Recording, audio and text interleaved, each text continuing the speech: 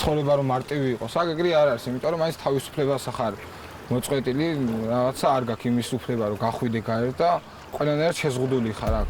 17 წლის ვანო ასე ავჭალის არასრულწლოვანთა აღმზრდელობით დაწესებულებაზე საუბრობს.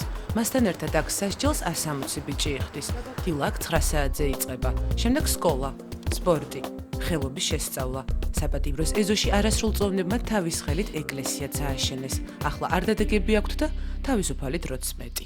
ყველა დღე თითქმის ერთმანეთს გავს, ერთფეროვანი არის ყველაფერი. ახალი მარტო ის არის ხოლმე თუ მოვა ვინმე სტუმარი ჩვენთან მოსანახულებლად როგორც დღეს და არის ხოლმე დღეები რომ მოდიან. სტუმრები კოლონიაში იშვიათად მოდიან, მაგრამ ეს კვირა გამორჩეულია. 5 დღეში 5 განსხვავებული თემატიკის და შინაარსის შეხვედრა. ახალგაზრდებთან დიალოგის მიზანი მათი საზოგადოებისკენ მიბრუნებაა.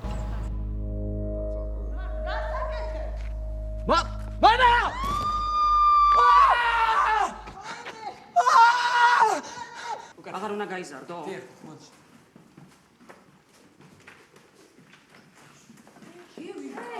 ფილმი პრობლემაზე და დაკარგულ თაობაზე, რომელიც საკუთარ შეცდომებს ემსხვერპლა. ლევან კოღუაშვილი ქუჩის დღეებს ამჯერად პატიმრებს აჩვენებს, იმისთვის რომ მიახვედროს და იხსნას. ქუჩის და ნარკომანიის რომანტიკა რამხელა ტყუილი და საცდურია.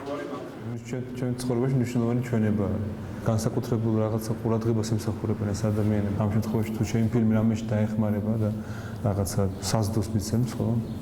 სულიერს თუ რაღაცა განჯის, მიბედნიერი ვიქნები და ძალიან მიხარია რომ ეს შედგა. გასართობად არ მგონია რომ შემოიტანათ ეს ჩვენთვის, რომ გაგვიგო როგორ იყო ქუჩის ნარკომანები და როგორ იკეთებდნენ წამებს და ქუჩაში როგორ ცხოვრობდნენ. და რატო განახეს ეს ფილმი? ჩვენც ესე არ მოქცეულ ვიყავით და წესურად ვიყავით. ეს რამხელა? რა ქნა ამისთან? 15 წლის დათო მაღაზიიდან 5000 ლარი და სიგარეტები მოიპარა. სიგარეტი თუ მოიპარე, ფული რა გინდოდა? ფული თუ მოიპარე, სიგარეტი რა გინდოდა? რა სიგარეტი იყო? სხვადასხვა, ბოლომდე ყუთები წამოუღია. აღარ უნდა ქნა ხო იცი? იცი? მიხვდი? აჩი არველაძე ფეხბურთის ფედერაცია და ოლიმპის გუნდი პატიმრებთან ფეხბურთის სათამაშოდ მოვიდნენ.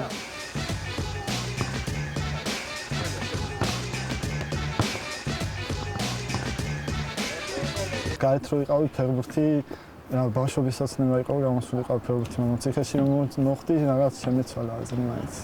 რა? ის უფრო ეკლესიური განხილავი. რასაპირა? სასულიერო ჩაბარებას. მერების გარდა ეროვნული გამოცდები წელს 8 არასრულწლოვანმა ჩააბარა. უნარების და ქართულის ბარიერი უკვე გადალახეს. ახლა სხვა საგნების შედეგს ელოდებიან. იმედი აქვთ, რომ სტუდბილეთთან ერთად თავისუფლების საგზურსაც მიიღებენ. იგლუსი მარტო იგლუსი ცივია. ცაზე ღრუბლებია, ოცნებები უთვლელია, დარდები, ბოღმები ერთად იმდენი. ეს დღე მთლიანად ლიტერატურას ეთმობა. პატიმრები გისოსებს მიღმა დაწერილ ლექსებს წერილებს უკითხავენ. როცა ცუდ ხასიათზე ვარ, რაღაც სულიერად მიჭირს რაღაცა, ლექსი ძალიან მეხმარება ამას გამოსვლაში. ჩემი ხსნა ლექსი არის ესე ვთქვით რა. შეიძლება უცებ რა, ხვალ გაიღოს კარი, ყველანი გარეთ გახვიდეთ, მაგრამ თუ იმის შესაბამისად არ მოიქცევით, რომ როგორი რო ისე შეიძლება ისე უკანონ თქვენი გადასაწყვეტია. ჩვენ შეგვიძლია მხოლოდ დაგეხმაროთ იმაში, რომ აი ეს ამ გადაწყვეტილების მიღების პროცესში რომ ინფორმირებულები იყოთ. იმისთვის რომ ციხეში ინფორმირებულები იყვნენ და გარე სამყაროში მიმდინარე მოვლენებსაც მიადევნონ თვალი, პატიმრებისთვის ჟურნალები და თანამედროვე ლიტერატურაც შემოიტანეს. არასრულწლოვანთა ერთი ნაწილი მართლაც ცდილობს რომ ჩაკეტილ სივრცეში დრო წიგნის კითხვაში გაიყვანონ.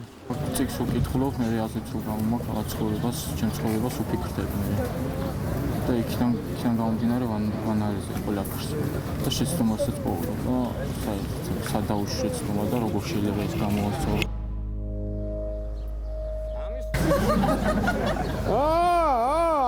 თემურ ჩხეიძის არტ ხელოვნება თეატრიდან ამჯერად ციხის სცენაზე გადმოიტანეს.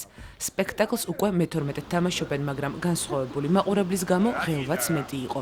2 საათიან წარმოდგენას პატიმრებთან ერთად მინისტრიც დაესწრო. ეს არის ესეთი ფაქიზი ასაკი, როდესაც მართლა უნდა შევუწყოთ მათ ხელი, რომ განმეორებით დანაშაული არ ჩაიდინონ და სასჯელის მოხდის შემდეგ რომ ჩამოყალიბდნენ ისეთ ადამიანებად, რომლებიც ჩვენი საზოგადოების სრულყოფილი წევრები იქნებიან.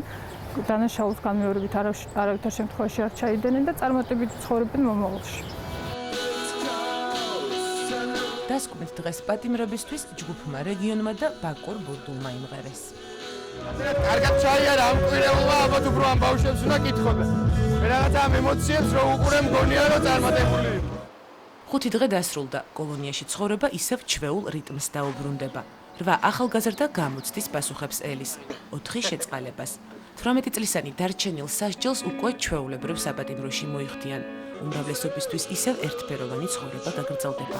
ნაწილი კი არც თუ ხალისით დაწყებულ დიალოგს ალბათ საკუთარ თავთან გააგრძელებს და აქ დასმულ კითხვებზეც მაშინ დასცემს პასუხს.